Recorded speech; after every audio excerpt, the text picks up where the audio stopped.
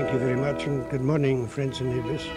Today I have the special privilege and opportunity to introduce to you the ambassador of the State of Israel, Mr.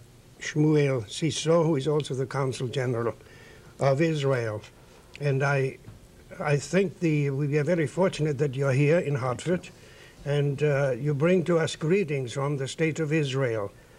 The first thing I would like to ask you, Mr. Ambassador, is how does the peace process go? Does it function properly? Is it slow?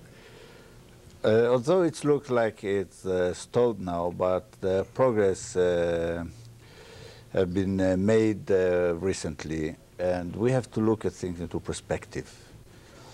15 years ago, we didn't have diplomatic relations with any Arab states. Now we have a diplomatic and peace agreement with Egypt and with Jordan, and we are now in the middle of talking with the Palestinians.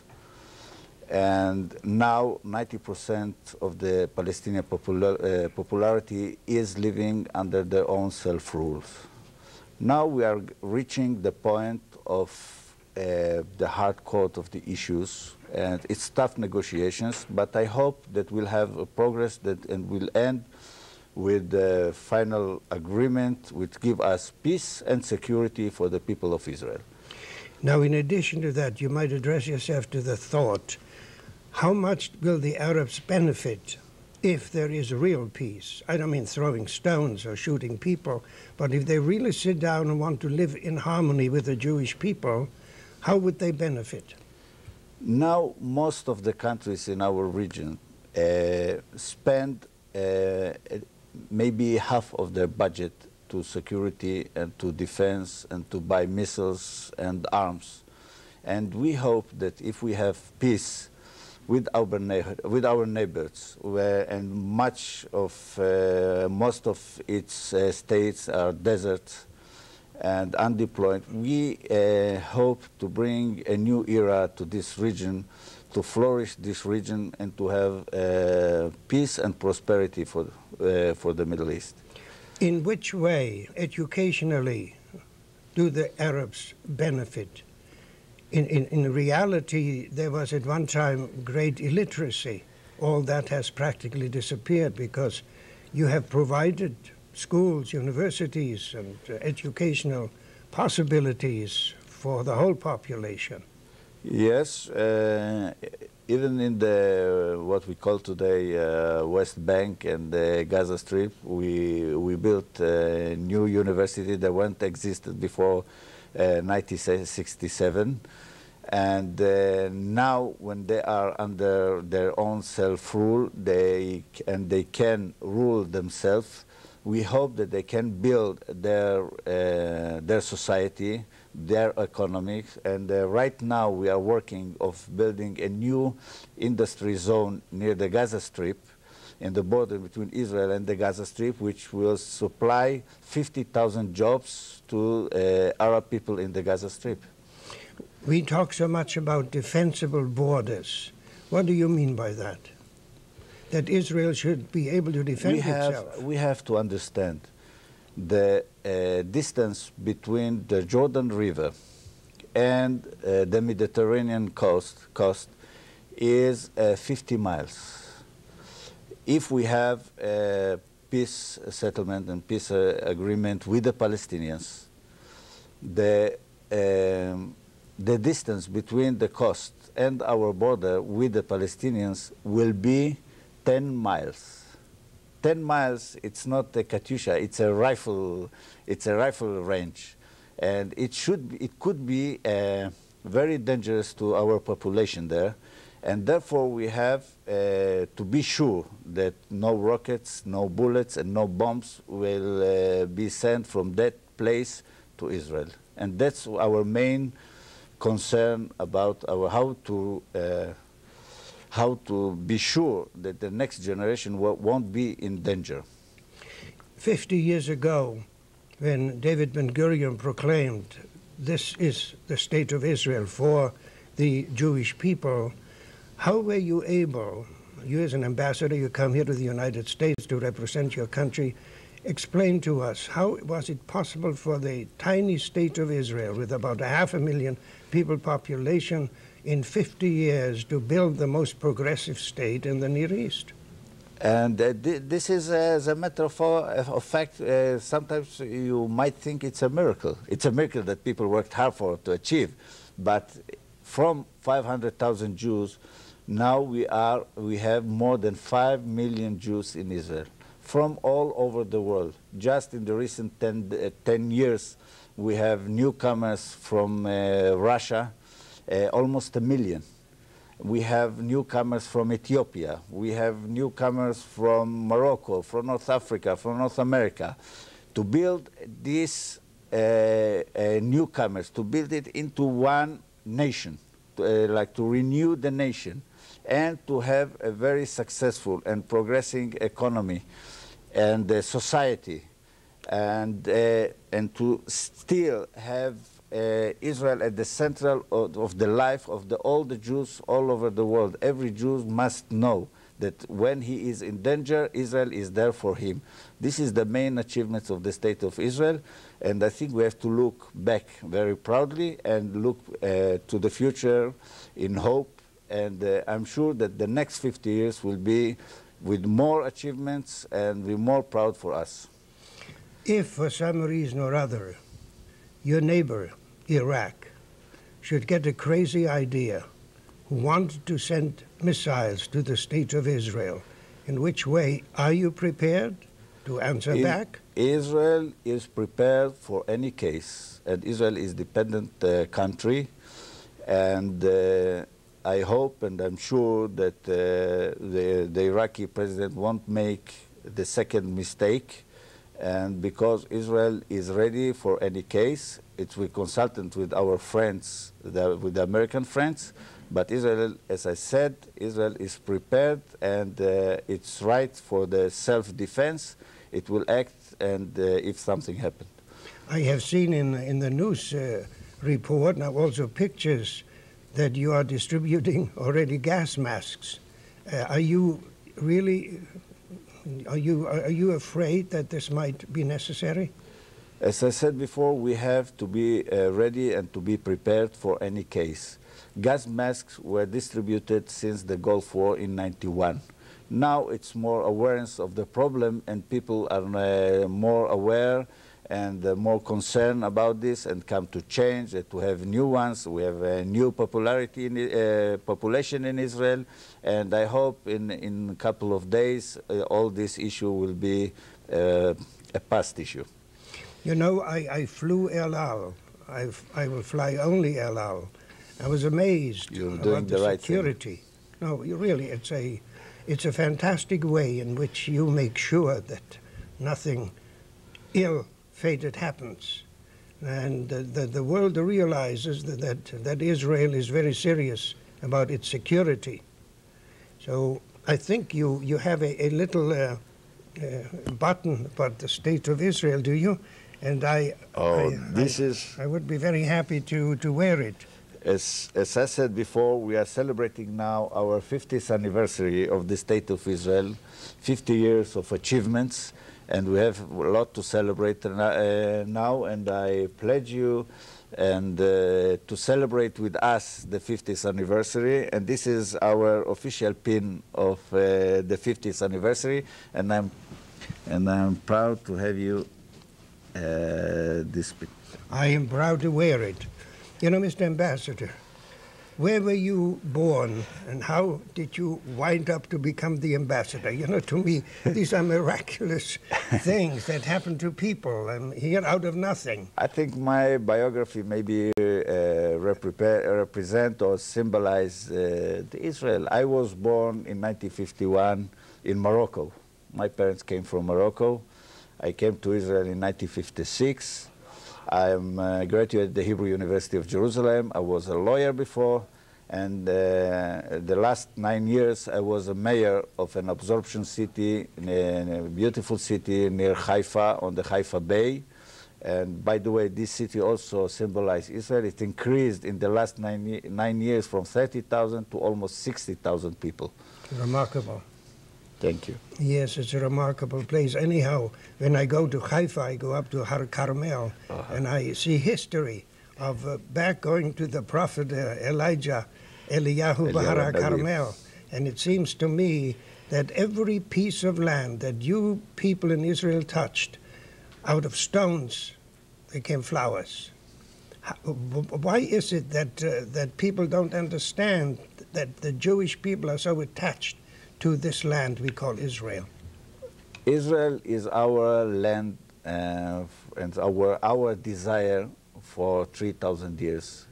Every day, every Israeli, every Jewish, when he prays next year in Jerusalem. And now we came back to our land, and we are now taking this, we're having this program in Tu B'Shvat, which is the new year for the spring and for new plants, for the fruits of Israel. Yes. And we are attached to our country and to our land. And because we are doing everything with faith and the hope, I think we succeed. You know, when I go to the schools, I was in Yeshivat Shalavim. I saw there, which is a Hester yeshiva. I saw these young people. Half a day they study the Bible. The other day they prepare themselves for self-defense, not for aggression. Israel wants peace. And because the word itself, shalom, means entity. Shalom means peace. It means one, an entity, not only just a fragmentation, breaking it up. And I was really deeply impressed. I was there last week, in which these young people say, this is our land and we will die for it. And it is not only just what you call a nationalistic, but it's a deep religious feeling. And therein, I think therein rests really the secret of the survival of the Jewish people. Yes, and because they are ready to die, and we hope nobody dies for defending our country, and this is our hope for having peace in this region to have prosperity to our people. I ask you another question. It's an economic question. How many Arabs come daily into the state of Israel for their livelihood? Now, more than 40,000 Arabs are coming.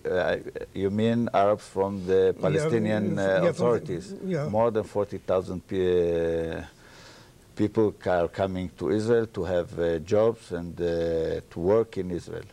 So why is it that they want to defeat their own livelihood or their own future? They need Israel more so than Israel needs the Arabs, I think, in that relationship, although it's important that both harmonize and live together.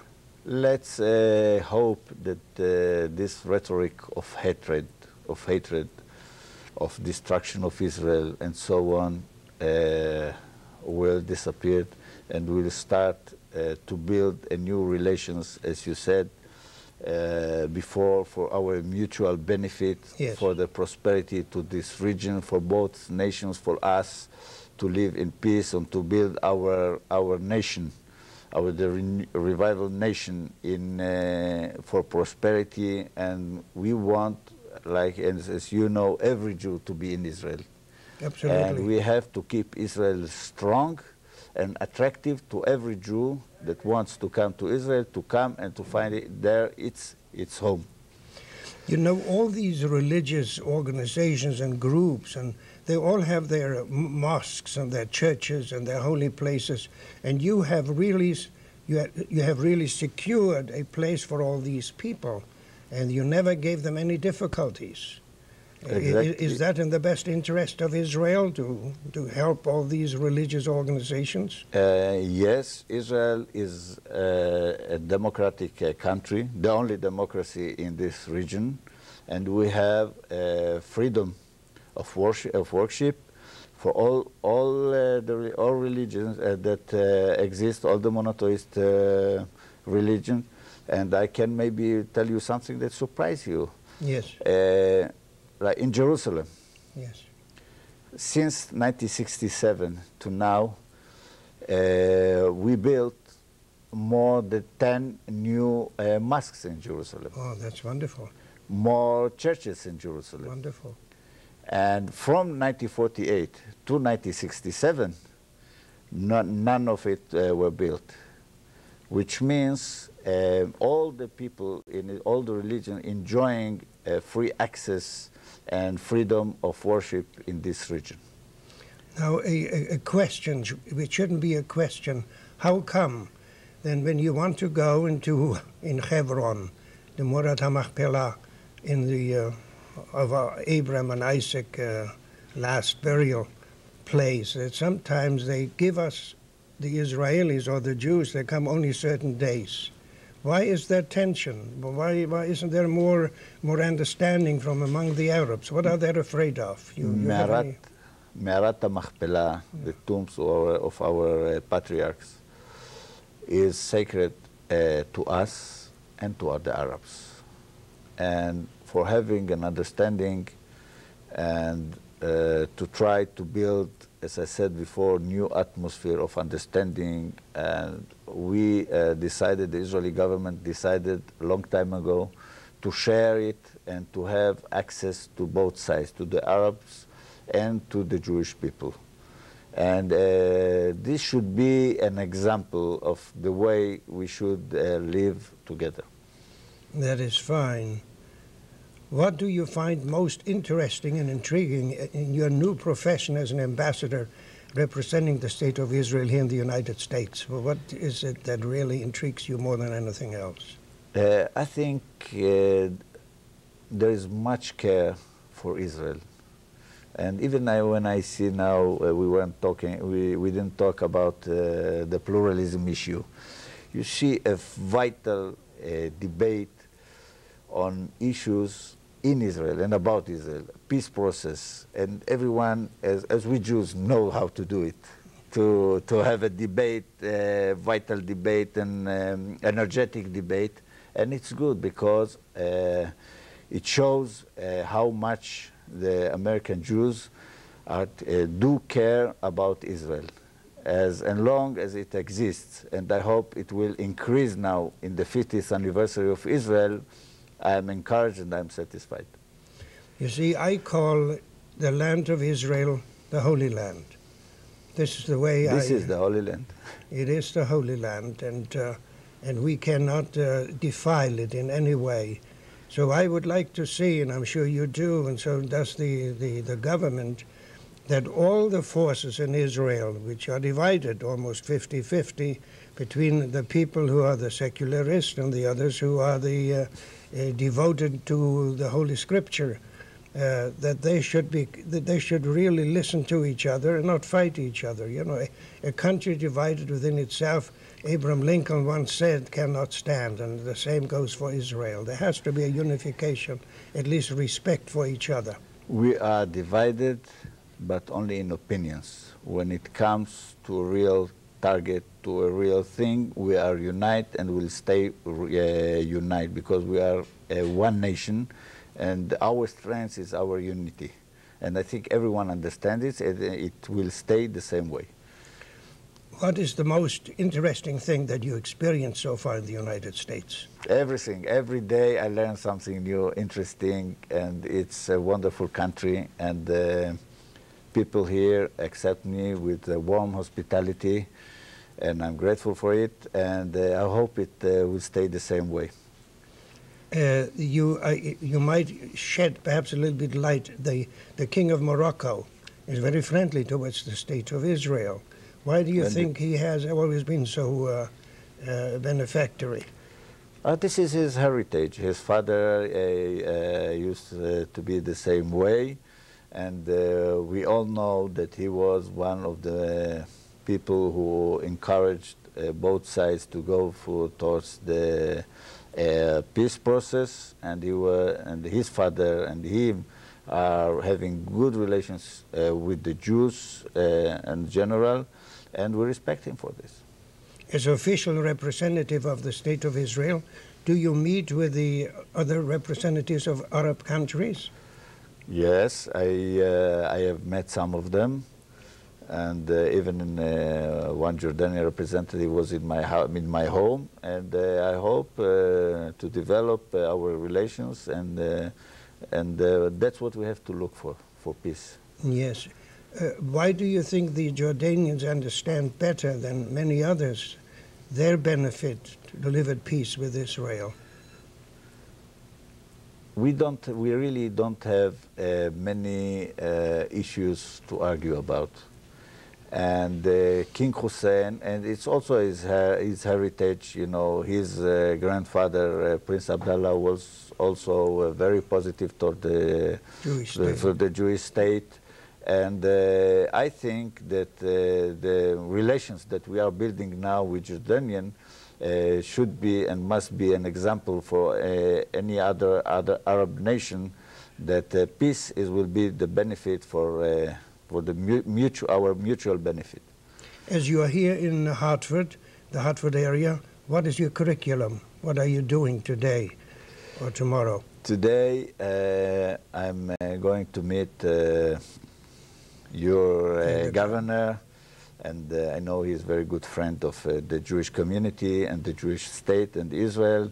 And I'm going to meet some of your legislators and the Jewish community, where I have a full schedule, and I'm bringing the Israel message of today, of the 50th anniversary of Israel. How long are you going to stay here? Just for one day? Yes. Yeah. But I would like to establish much more close relationship with the Connecticut community and the Connecticut legislature and administration. We have a lot to work together, and I would like to work closely with you. When young people from the United States want to go to Israel, in which way are you helpful to them? Not only Jewish people, but there are many non-Jews who study in Israel. We have the tourist mission in the consulate, and we encourage people to go and to see what a wonderful country we have, nature, our development, institutions, universities. There's a lot to see in Israel. What is your message to us? And people are listening in and like to hear from the ambassador, Consul General. What are you telling us? What is your wish? What is the purpose of you being here representing your country? In one of your questions, you hinted towards the answers. We have to stay united. The Jewish community here and the Israeli state are two bodies with one heart. And that it should stay like this, and we have to encourage this atmosphere and our relationship. We are the same nation, and we have to stay united for the strength of Israel and for the strength of the Jewish community here. Our program here was recorded, and I would like to give to you a copy of what we did here today. I think you are a worthy representative of your country, and you will do a lot of good, not only for Israel, but for the people of the United States. So if there is a chance for them to see partially what you're doing here, and that your Prime Minister, Netanyahu, he didn't make a bad choice at all. Thank you. I think it's very good. What really is the difference, people may not know, between Likud and the Labour Party? What are the differences? Perhaps just for a moment for us to learn something. Oh, we should have another program to have what are the differences between the Likud. They both want the Israeli benefit, and they all want Israel to be to live in peace and security. Well, there are some difference in taxes and so on, but I shouldn't refer to it because I'm Israeli diplomat. Yeah, well, I know it's all right. You know, in our differences, there is what I call, that's the spice, really, that makes things interesting. If everybody agrees on anything, there's no real joy in debate. But I think basically an Israeli would be very patriotic. It's our country. We are a small people. I myself grew up in Germany. I saw what can happen to us. I have come here to the United States because when I wanted to go to Israel, the British wouldn't let me in. So, but I have grandchildren now in Israel, and they're studying there. And in fact, they're Israelis. They elected to go on Aliyah. So it's a good feeling when you are dealing with a friendly nation, with friendly people, and with friendly purposes. I don't know whether you can talk about it as a diplomat, but we have a minute. How do you think, perhaps you're not the person I should ask, how can America resolve the crisis with this Iraqi dictator? Do you have any thoughts on it? I have my thoughts, but as you said, I'm representing my country, and you have very smart people here and very experienced people, and I'm sure they'll reach the right decision. Well, that's good. That's a fine answer. Now we are done. We have about 30 seconds. I would like for you to express your thoughts and your feelings about your visit here in Hartford as we close out our program. What did you find? For the time being, I haven't seen much. I could only tell you that you have a beautiful land here, and I saw the view here. It's very beautiful, very clean. So many trees, so many greens, so many. So, and I'm sure what I had. This is now. The economy is good, and I hope to have a very fruitful day here in Connecticut, and to come here more often to enjoy you. I'm sure you would like to have that. Ladies and gentlemen, it was my pleasure to interview Ambassador Shmuel Siso, who is the Consul General of Israel. He is stationed in New York City. He has come here for one day to meet us, the governor and the people. So, Mr. Ambassador, I wish you lots of hatzlacha, success in your undertaking. Thank you. And we hope to see you again someday. Shalom v'litraot. Shalom v'litraot.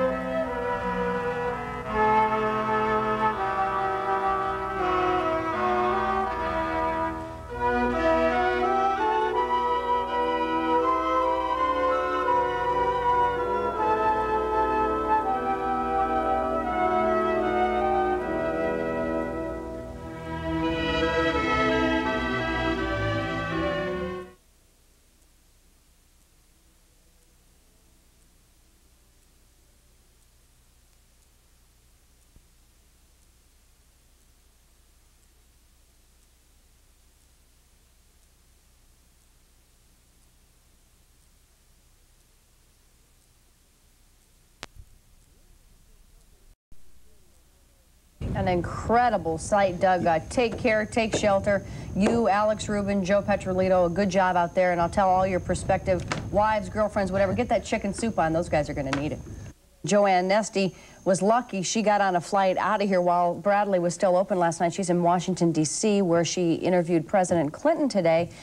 Joanne, you don't know what you're missing. You know, Ann, I think I do, because they're getting it here. Maybe not quite what you're getting there, because it's turned to kind of what Brad calls a wintry mix down here now. But it is just ugly, and it's one of the worst storms I think they've seen here in a long, long time. The city, I guess, is obviously not used to dealing with snow, and so it's a little rough going out there, but now it's turned kind of slushy and kind of ugly out there, and it made the president about half an hour late for the schedule that we were to have kept with him today. because he told us that he was working with FEMA and trying to keep on top of the storm. So the White House is even involved at this point, and worried, I guess, primarily about the winds and the damage that they may cause. As he said, you know, north of Washington, people are kind of used to this weather, but this storm is so big, it's affecting a large part of the east. Joanne, hello. Brad? How are you? I'm fine. I'm drying out. Well, Joanne, I'll tell you, this we have an all-hands-on-deck here day going, and Beasley Reese is sitting here. You know, he's been doing some anchoring today. Wow, that's great. But, Joanne, while you were just talking, we saw some pictures of plowing going on along the Ridgewood Road and I-84 off-ramp. The snow depth outdoors here is getting incredible, and what we had to do to avoid that mixture of sleet and rain is just get you out of town. This is a straight snowstorm up here, and the forecast that we're giving now is for 2 feet of accumulation. Wow. And we're going for drifts of anywhere from 5 to 10 feet. Well, you know, Brad, I was watching last night down here, the NBC affiliate and its meteorologist, and you know, they were talking among themselves, the anchors and the weather people, about how oh, we've heard these scares before, but this time they were dead serious, and they were telling people to take precautions and to really be prepared. And there were stories all over the newspaper today about how people had gone to the supermarkets and stocked up, because they really did take this one seriously. And they were hearing a lot about winds and about snow accumulations in Washington itself of anywhere up to a foot.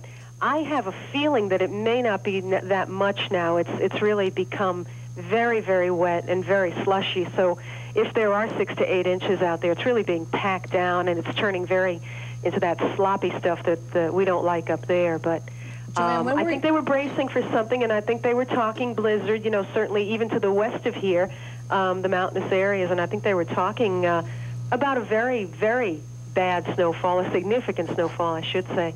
And for the city itself, I guess they would consider themselves spared, but it's still a mess. Tom Monahan is outside of our studios now. Tom, you were getting knocked around pretty badly just a few minutes ago. Have things eased up at all? No, as a matter of fact, we had a couple of batteries, and what do they weigh, Terry? About maybe 5 pounds each. Just got blown off our little deck here. We're trying to keep things matted down somewhat. You can probably hear, we like to talk about natural sound in this business.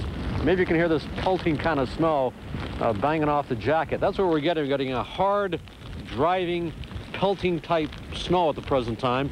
And before you cut to me, I wish it would happen again, but we had a couple of real loud cracks of thunder. And I think, Ann, you pointed out maybe a couple hours ago, this was a strange kind of a storm, and that we're hearing a great deal about snow and slippery conditions and staying off the highways and so forth, and yet at the same time, we're talking about lightning and thunder. Just about 5 minutes ago, 2 loud cracks of thunder. I thought I heard another one. That just didn't seem to really accompany this kind of a storm. In terms of the highway situation, the highways are, at the present time, nobody's out there, outside of some plows. We saw a couple of plows on I-84 just a few minutes ago. Ridgewood Road here, one of the side roads that comes off Interstate 84.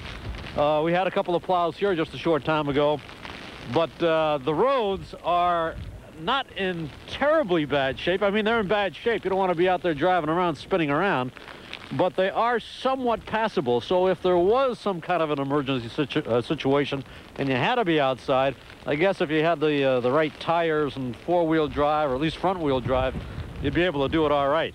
These winds are kicking around pretty good. They picked up in about the last, I'd say hour and 15 minutes.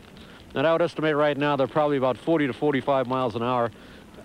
And as we indicated earlier, we could expect them to get up to perhaps 70, 75, 80 miles an hour before it's all over. Now, all along the coastline, we're not the only state that's being affected by this. It began down in Florida. 10 deaths have been reported in that area. Also, Alabama, there have been a couple of deaths. So it's been a devastating storm in its entire path. Hopefully, by the time it gets here, you people out there will be prepared enough that we can alleviate any deaths.